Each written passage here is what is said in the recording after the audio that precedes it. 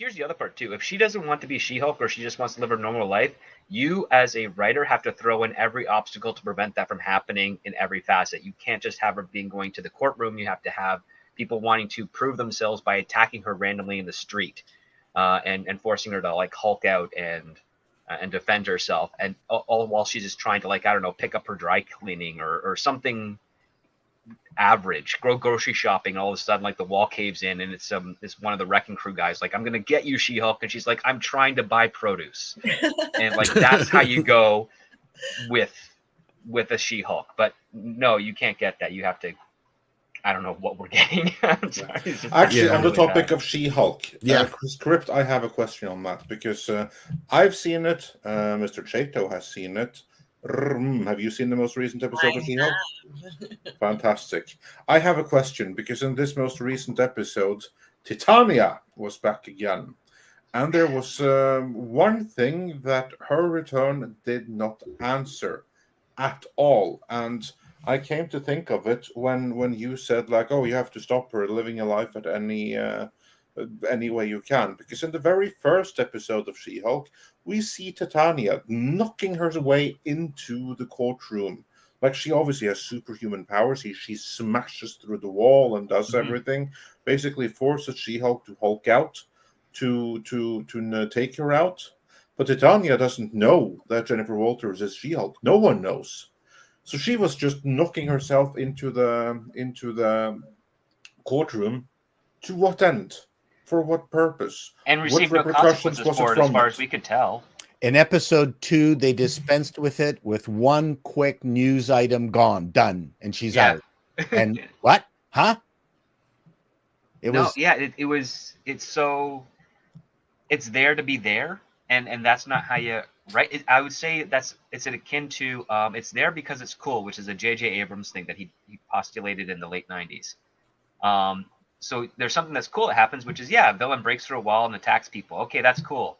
But that's not enough. You always need the motivation. You need the why, not just for your story, but even for your actors, because that's the common question a lot of actors have is like, if they have to ask what's my motivation, you as a writer have failed, because they should have picked that up in the writing itself in most cases, unless you're trying to be very ambiguous for suspense purposes, in which case then you got to kind of like the mystery box, the JJ mystery box. Which is if the script doctor is to believe, then I think he is to be believed. I don't think there was so much a mystery box or deliberate as they were deliberately trying to fix and retool this as much as they could, and maybe some things got lost in that. How did Titania not go to jail or something? No, what she did. Property damage, assault, attempted murder.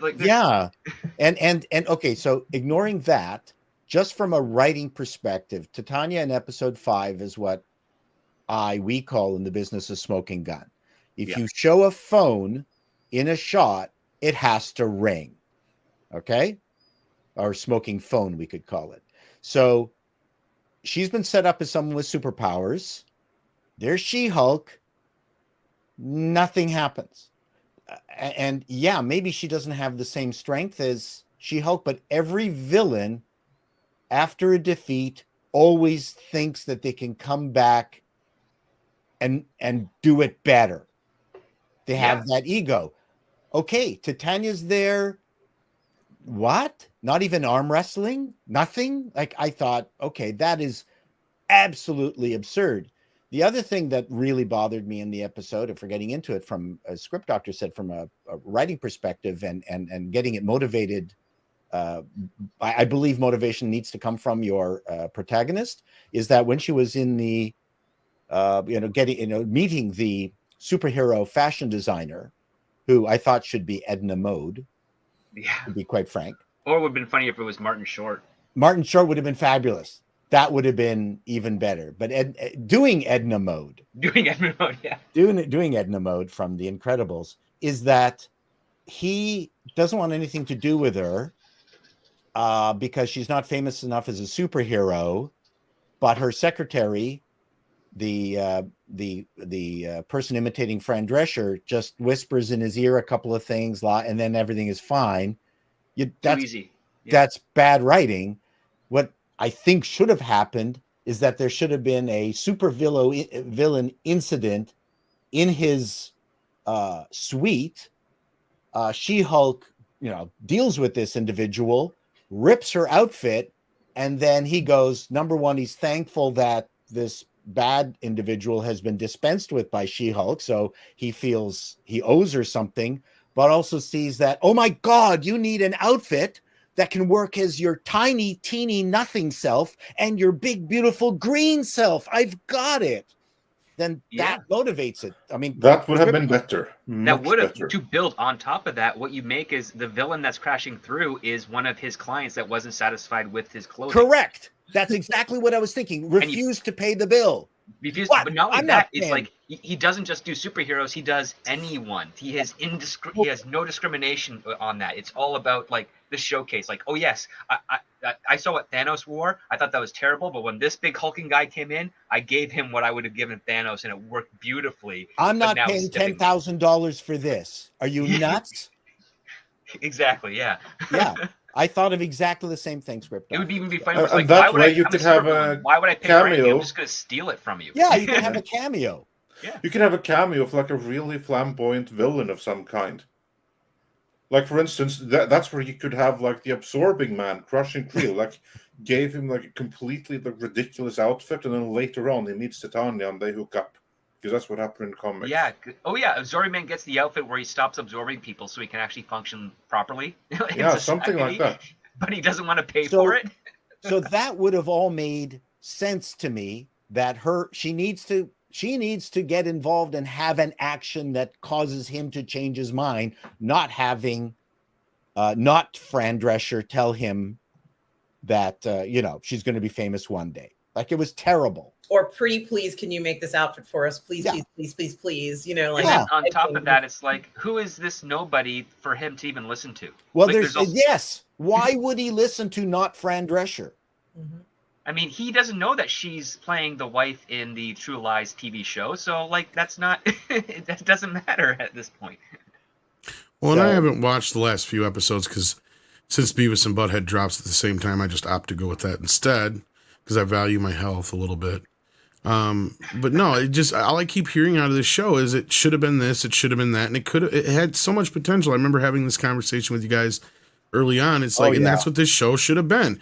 It should have been a lot of this frivolous, like funny, goofy stuff we don't normally get to see in the Marvel universe. Like you just said, like, like two superheroes get into a fight and one of them sues the other one, just silly shit like that. Like you guys were just saying, like, you could have so much fun with this whole concept, and it seems like they're working against themselves.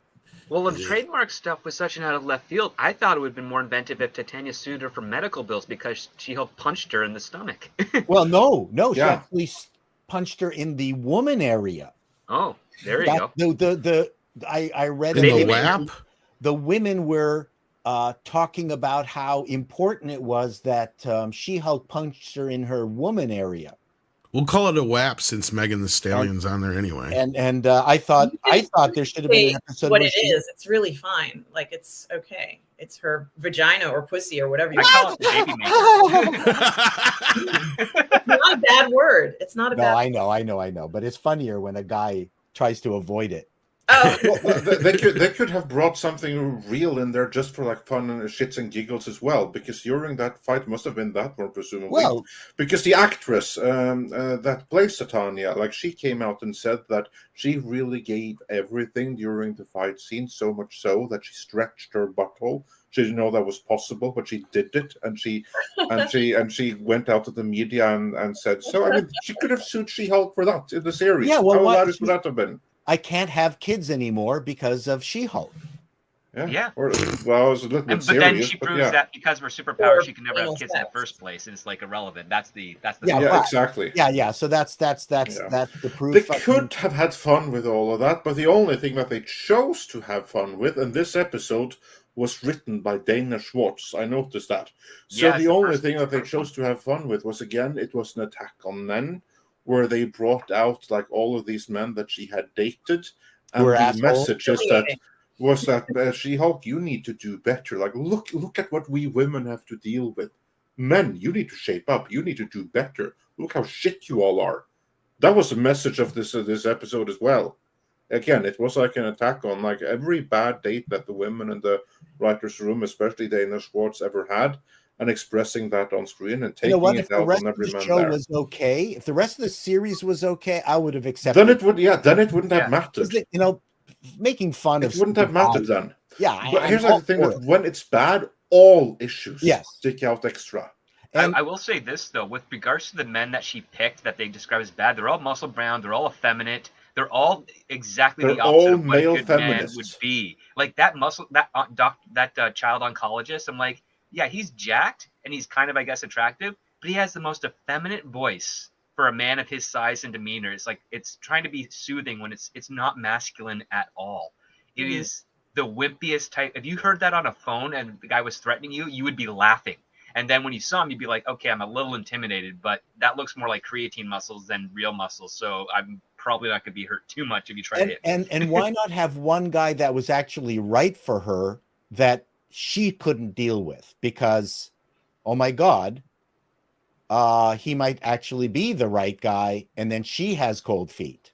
Like, yeah, that'd be great. Yeah, the writing is cheap sketch level, high school nonsense. It's all it's current day Second City, actually. Sadly, that's a tragic part. It's current day Second City, and that's there's Second City's technique was to be funny with a situation where the impossible was so bad, like you have a host of a show that would never really be a host of a show because they're portrayed as being incompetent, but somehow they're the host of the show. That's what these guys were. Like they would never have been her dates. It's a joke on a joke. It's just, you're right, Script Doctor. It's a very SCTV. Well, I wouldn't even go SCTV. I saw just before the pandemic one of the Second City stage live shows in downtown Toronto. I guess they're at Gretzky's restaurant now, which I was surprised. And it was abysmal. It was just the worst thing. I was like, Second City should be divorcing themselves from this show because it's exact opposite of what the reputation has been for decades.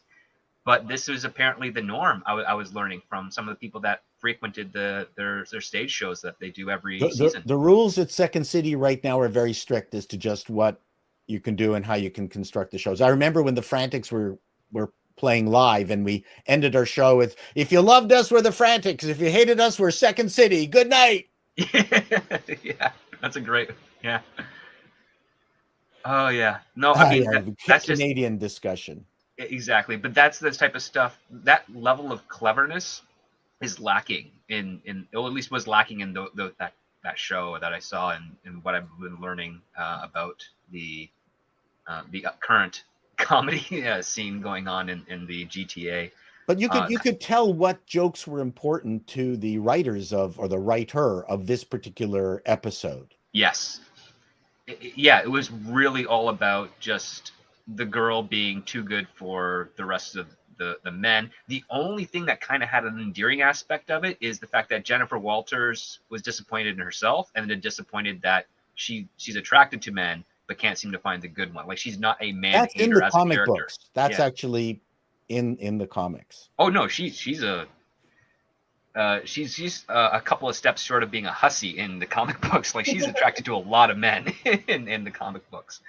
I just like the fact that it wasn't She-Hulk saying like, I hate men, maybe I should like cross the aisle and start dating women. Like you would expect that to be from some of these mentalities. I am tired of her not taking on the mantle of being head of the superhuman division of her law firm. And this time she was a victim and you had Book defending her. Yeah. I please take it on, be the hero of the superhero division and start doing some legal shit. I mean, and they didn't even give her a conflict for like, she's not even working on a current case that's distracting her from this trademark lawsuit. Like that's your conflict right there. It's like, okay, I've just finished the Blonsky thing. I've got this new case. Oh, great. I'm being sued for trademark. How am I supposed to get my work done while I'm being sued at the same time? I have to say, I think it's pretty amazing that this is a law firm. Don't you have anyone who could assist with that? Well, I know what the trademark laws are. Why wouldn't she? That's one of the basic things you would learn in law school. Because the writers don't know that, because they admitted them themselves. We don't know anything about writing law. They came out and admitted it. There's just, I mean, it's a MacGuffin. It's like, you know, in Jaws when what's his name shoots the air tank in the jaws of the shark and it blows up. You can't blow up an air tank with a gun because it's under so much pressure. But no one knows, no one cares unless you're a scuba diver. Yeah, if anything, you get a very strong wind, like an expulsion of air in a very tight, narrow part. It could cut, but it wouldn't blow up. No, you couldn't shoot a bullet in it. It's so high under pressure, it's almost impossible unless it's like a ridiculous gun to pierce it. You'd have to have. Well, I guess he must have had an elephant rifle with him. Probably. Anyway, so I'm being silly. I'm going down a stupid road here. But the point is that there's just so many things that you could choose to pick apart. Again, if the rest of the show was good, then that one MacGuffin, I'll accept it. You know? I think they thought more about the title of the episode than the episode itself. Because I think that they had aspirations of her being mean and green and then, you know, still being a woman. And the episode just didn't deliver any of those promises that the title of the episode says. And there's two cliffhangers. Number one, Daredevil, next episode. And what is she going to be? What were those outfits? Yeah. So I've never seen a cliffhanger that was, what is she going to be wearing next week? Yeah. It's such a... Oh my God. On that note, I don't know what she's going to be wearing, but I'm sure everybody else could care less. Another observation, because you see like that the women are given some attributes of men, but the men are also written like women. Because you see like all the men that she dated were all like these all effeminate men, like really proper male feminist, a lot of them. And then you had like this lawyer colleague, the other one who seemed to be like a good man. And what does he want? He's a collector of shoes. Yeah, he's the potpourri man, potpourri lawyer. Yeah. Collector that came out of shoes. nowhere. Yeah, and then he acted like a complete idiot when he was wearing the child shield. Like the sad part is, I mentioned this on another stream, I've met a number of men just like that guy. Like they nailed that persona, but the thing is, does that persona mesh with what we saw over the previous episodes? And I would say, no, it doesn't. I don't get, this is completely different character played by the same actor. Yeah, that's like the thing. They're completely inconsistent, which is why it goes back to my point that I made in my review earlier. This is simply schizophrenic writing that is not consistent from episode to episode and not even from scene to scene. Like it just changes. Like these writers are so incompetent and so inexperienced that they're not capable of writing a consistent character. Well, that's the failure of the showrunner, because they're supposed to be reading every script and making sure that they reconcile with each other. Well, I might know why type of format. It's so schizophrenic, Andre. And I can't say anything about the last two episodes, but remember when I had said earlier on, it feels like there was a lot of reshoots, like something just didn't click, and they must have went back and did something because just something just felt off. We just heard recently, and I don't know who said it, but it was, so we'll take it as a rumor and grain of salt right now. But I guess this show was originally supposed to come out before Miss Marvel.